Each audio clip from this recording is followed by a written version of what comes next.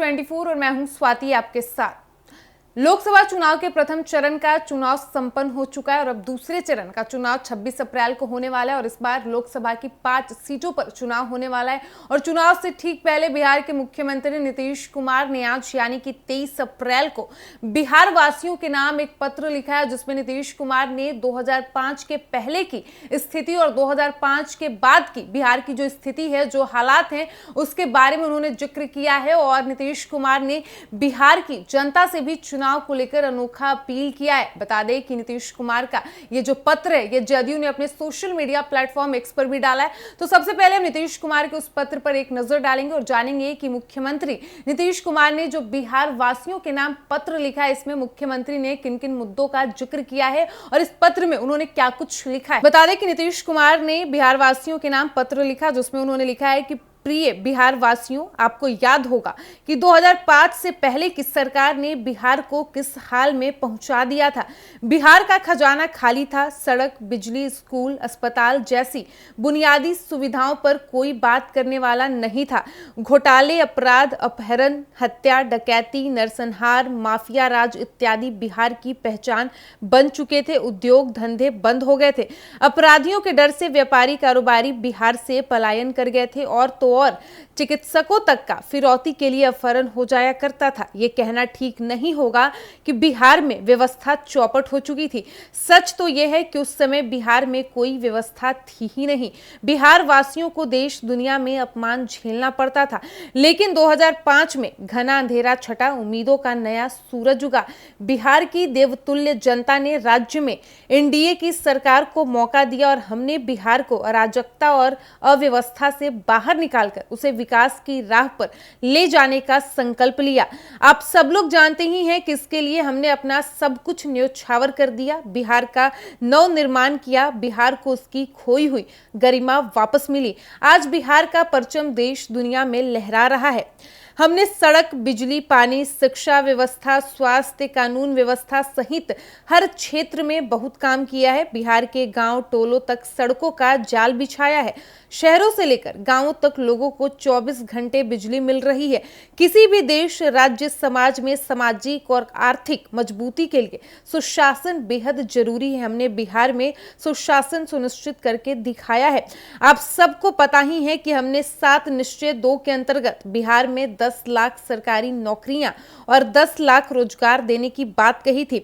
इस दिशा में बिहार अब इतिहास रच रहा है। शिक्षा, पुलिस सहित अन्य विभागों में लाखों युवकों युवतियों को सरकारी नौकरियां मिल चुकी है। लाखों लोगों को रोजगार के लिए सरकार की तरफ से मदद की गई है। बिहार में अब बड़े बड़े निवेश आ रहे हैं। नौकरी रोजगार के नए अवसर बन रहे। इन सबसे लोगों की आमदनी और बढ़ेगी। बिहार समृद्धि के नए आयाम छुएगा।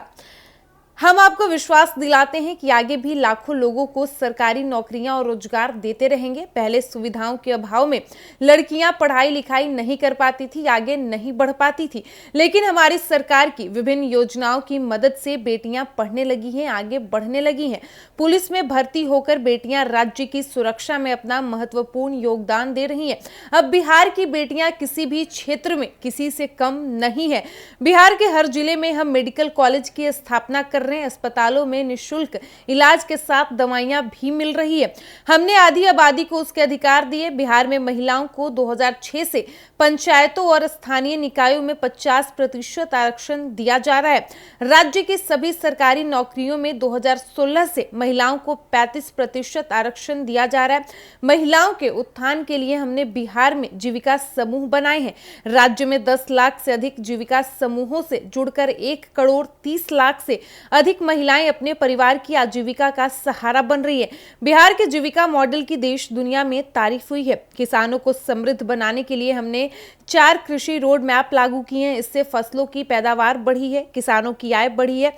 7 निश्चय 2 के तहत हम हर खेत तक पानी पहुंचाने की योजना पर काम कर रहे हैं।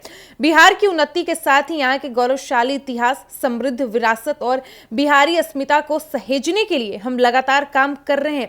हमने बिहार से जो वादा किया उसे पूरा करके दिखाया है। बिहार की उन्नति के लिए हम लगातार काम कर रहे हैं और आगे भी करते रहेंगे। बिहार की सेवा ही हमारा धर्म है।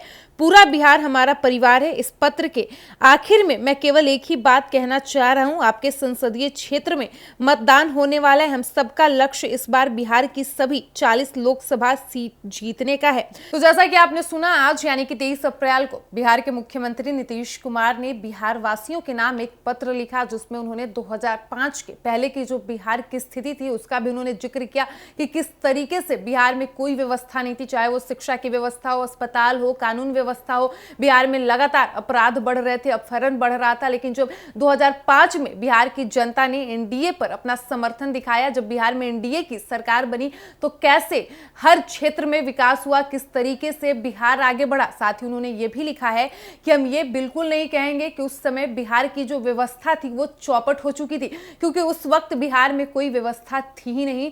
बिहार वासी देश और दुनिया में सिर्फ अपमान झेलते थे। आगे उस पत्र में नीतीश कुमार ने लिखा है कि बिहार का सेवा करना हमारा धर्म है, क्योंकि पूरा बिहार हमारा परिवार है। और उन्होंने बिहार वासियों से अपील किया कि दूसरे चरण में जो 5 लोकसभा सीट पर मतदान होने वाला है, जो चुनाव होने वाला है, इसमें आप एनडीए के प्रत्याशी पर ही अपना भरोसा जताएं, उन्हें अपना वोट दें, क्योंकि हमारा इस बार का लक्ष्य है कि बिहार की 40 सीटों को जीतना है। हालांकि अब देखना दिलचस्प ये रहेगा कि नीतीश कुमार के इस पत्र पर बिहार की जनता कितना भरोसा दिखाती है। क्या वो अपना जो वोट है, जो अपना समर्थन है, क्या वो एनडीए के पक्ष में देती है? ये तो आने वाला वक्त ही बताएगा। फिलहाल इस वक्त की खबर में इतना ही, और ऐसी ही तमाम खबरों के लिए बने रहिए हमारे साथ। वीडियो पसंद आया हो तो वीडियो को लाइक करें, शेयर करें। साथ ही हमारे यूट्यूब चैनल एक न्यूज 24 को सब्सक्राइब कर ले। यदि आप हमें फेसबुक पर देख पा रहे हैं तो हमारे फेसबुक पेज को भी फॉलो करें। धन्यवाद।